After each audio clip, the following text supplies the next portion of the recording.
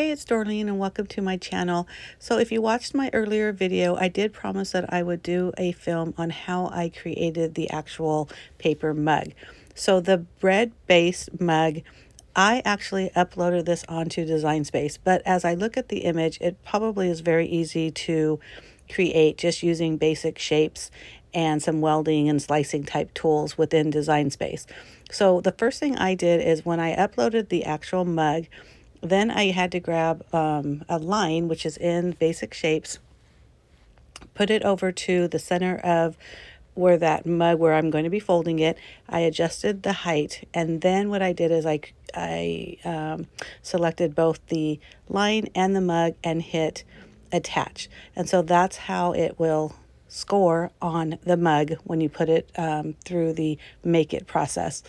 So in order to do that section that I'm moving now, what I did is I took the moving everything out of the way because I realized I should have done this first, but I grabbed a square from Basic Shapes and I'm basically removing the portions that I don't want. Again, this is slicing it off. There's just two images. And once I slice it, I'm going to delete everything I don't need. So now I just have that portion of that front part of the mug. So I hit the offset button, and normally that offsets it, which gives it like a little bit of a shadow. But if you keep on moving the little circle to the left, it kind of creates an inset. So I inset the area how large I wanted it or how small I wanted it. And then I just hit okay, so now I have the inset. So that's where I got that, the gray portion that you see. Now I kept it gray because I knew I was going to use pattern paper for that, and I didn't want it to be any other color that was already on the mug. So I need reds, black, white, green, things like that. So that Santa image just came from Design Space. You can grab any image that you'd like, and then I adjusted the size on the front of the mug. So once I did that, I grouped the whole thing together because I knew I needed that mug to be larger. And so if you group everything together and then change the size, everything adjusts to that size. So you don't have to play around with that.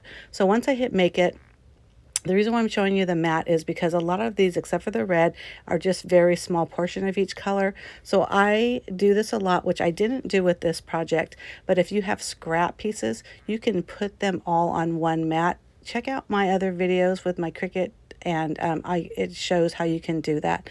So you see how that score line right there just really helps. And all I did was use my bone folder to crease it to give it more of a better crease. And then basically just put the thing together. This pattern paper, that tree paper, was the gray that I showed on Design Space. I'm just adhering it right on top.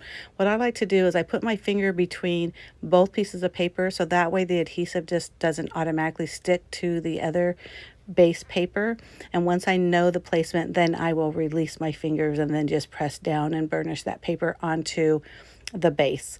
Because this is a gift card holder, I am creating a pocket, so adhesive only needs to go on the bottom and then that left side, which I'm showing you right now. I use tweezers to remove it because I just got these nails.